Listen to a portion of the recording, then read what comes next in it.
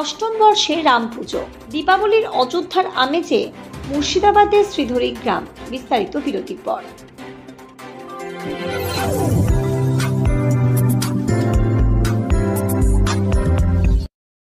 আলোক শিক্ষা নিউজ গ্রুপে আপনাদের সকলকে স্বাগত। আজ আমরা যে খবরের দিকে চোখ রাখবো, দীপাবলির আলোয় আলোকিত চারিদিক, আর সেই উৎসবের আবহে এবার যেন অযোধ্যার আমেজে ভরে উঠল মুর্শিদাবাদের শ্রীধরী গ্রামে। শ্রীধরী শ্রী শ্রী রাম পূজা কমিটির উদ্যোগে অনুষ্ঠিত হলো অষ্টম বর্ষের রাম পুজো, যা এখন গ্রাম জুড়ে এক বিশাল উৎসবে পরিণত হয়েছে। 3 দিন ধরে চলে এই পুজো ও মেলা, যেখানে শুধুমাত্র শ্রীধরী নয়, পার্শ্ববর্তী গ্রাম কাদুয়া, গোপালনগর, নাদাই ও শিবনগর থেকেও হাজার হাজার মানুষ ভিড় জমায়। প্রতিদিন সন্ধ্যা থেকে শুরু হয় ভক্তিমূলক সঙ্গীত ও আরতি, যা গ্রামীণ সংস্কৃতির সঙ্গে মিশে এক অনন্য পরিবেশ সৃষ্টি করে। শ্রীধরীর রাম পুজো এখন মুর্শিদাবাদের উৎসব ক্যালেন্ডারে এক গুরুত্বপূর্ণ সংযোজন, যা ধর্ম, সংস্কৃতি এবং মানুষের মিলনের এক উজ্জ্বল উদাহরণ। পূর্ণাহুতি ও বিসর্জনের দিনে ছিল চোখে পড়ার মতো দৃশ্য। লক্ষাধিক মানুষের ভিড়, শোভাযাত্রা, ঢোল নগারার তালে তালে ভক্তদের উল্লাসে মুখরিত হয়ে ওঠে গোটা শ্রীধরী গ্রাম। এবং নিরঞ্জনেও এক অভিনবত্ব লক্ষ্য করা যায়, যেখানে কাঁধে করে শ্রী রামচন্দ্রের প্রতিমা নিয়ে পুরো পুকুর প্রদক্ষিণ করা হয়। সে এক অনবদ্য মুহূর্তের এক ঝলকে। ব্যুরো রিপোর্ট, আলোক শিক্ষা নিউজ গ্রুপ।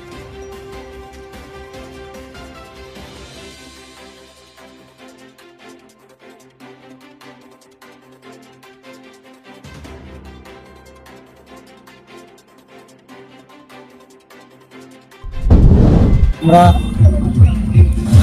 শাস্ত্রে পড়েছি বা বড়দের মুখ থেকে শুনেছি, শ্রী রামচন্দ্রের রাজত্বকালে মানুষ সুখে স্বাস্থ্যভাবে বসবাস করত। সেই সময় কোনো হিংসা, হানাহানি বা মারামারি, কাটাকাটি হতো না। বর্তমান এই কলিযুগে মানুষ অনেক সমস্যার সম্মুখীন আছে। তাই আমাদের উদ্দেশ্য যে আমরা সেই পুনরায় রাম রাজত্বকালে যাতে ফিরে যেতে পারি, সেইভাবে যাতে আমরা বসবাস করতে পারি, আমাদের এটাই মূল উদ্দেশ্য। দুর্গা পুজো, কালী পুজো, এইসব পুজো তো প্রায় প্রত্যেকটা গ্রামে হয়। সাংস্কৃতিক অনুষ্ঠানকে কেন্দ্র করে শিশু, বালক ও কিশোর এবং অভিভাবক অভিভাবিকাদের মধ্যে ব্যাপক উৎসাহ জানা হয়। কার থেকে রাম পূজাটাই এখানে আশপাশ থেকে প্রত্যেকে যারা আত্মীয় স্বজন আসে, তারা প্রত্যেকেই আসে। এই জন্য আমাদের সমাগমটাও ভালো। 8তম বর্ষে পুজোর আগের দিন সকালবেলায় সম্বর্ধনা অনুষ্ঠান হয়। আমাদের গ্রামের আর পাশের গ্রামের, আশপাশের গ্রামের যারা সম্মানীয় ব্যক্তি, তাদেরকে দিয়ে আমরা উদ্বোধনী অনুষ্ঠানটা সেরে ফেলি। পুজোর দিন থেকে শুরু করে 2 দিন, পুজোর পরে পরে আমাদের খিচুড়ি প্রসাদের ব্যবস্থা থাকে। সেটা সন্ধ্যা ওই 7টা, 7:30 অবধি বিতরণ হয় খিচুড়ি প্রসাদ। তারপরে পরে সন্ধ্যেবেলায় আমাদের দীপদানের ব্যবস্থা থাকে। আশপাশের গ্রাম থেকে অনেক ভক্ত আসে, আর আমাদের গ্রামের ভক্ত মিলে সবাই আমরা দীপদান করি। তারপরে পরে আমাদের মূল আকর্ষণ যেটা পুজোর সন্ধ্যা আরতি। সন্ধ্যা 7টার সময় আমাদের সন্ধ্যা আরতি হয়। এই 3 দিন মিলে মোটামুটি 2000 মতো লোকের সমাগম হয়। আর বিসর্জনের দিন তো ওই 15,000 মতো লোকের সমাগম হয়। এই বিসর্জন শোভাযাত্রায় আমাদের পাশের নাদাই, গোপালনগর, কাদোয়া, ভোতালি, আমডল, অমরপুর, কোটাইপুর, লালুপুর, সব গ্রাম থেকে অনেক ভক্ত। আমাদের এখানে রাম পুজোটাকে কেন্দ্র করেই মানুষ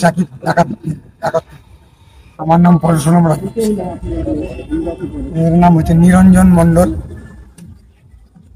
রাজেশ মণ্ডল, এর নাম হচ্ছে অরুণ মণ্ডল, সুমন রাজবংশী, অমিত রাজবংশী, রাজু রাজবংশী, মনোজ রাজবংশী, প্রসূন রাজবংশী।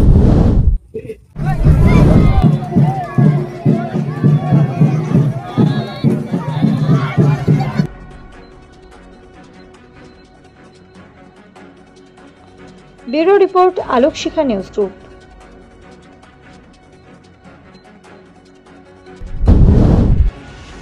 আপনি কি গাছ লাগাতে ভালোবাসেন? বিভিন্ন দেশি বিদেশি ভ্যারাইটিস ফুল এবং ফলের গাছ খোঁজ করছেন? তবে আর দেরি না করে চলে আসুন মা মিনতি নার্সারি এবং বোটানিক্যাল গার্ডেনে। পরিচালনায় সুমনা নাথ। আমাদের ঠিকানা কমল কুমারী দেবী মডেল স্কুল মোড়, রঘুনাথগঞ্জ, মুর্শিদাবাদ।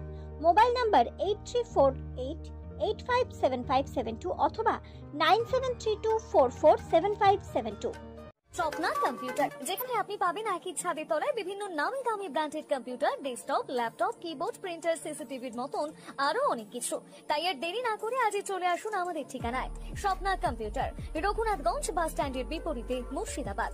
অথবা বিশদে জানতে আজই কল করুন 9735388488 বা 9732844398 এই নাম্বারে। আলোকশিখা গ্রুপ নিউজের যে কোনো সাংস্কৃতিক অনুষ্ঠান এবং খবর দেখতে ইউটিউবে সাবস্ক্রাইব করুন। সাবস্ক্রাইবের পর বেল আইকনটি অবশ্যই প্রেস করতে ভুলবেন না।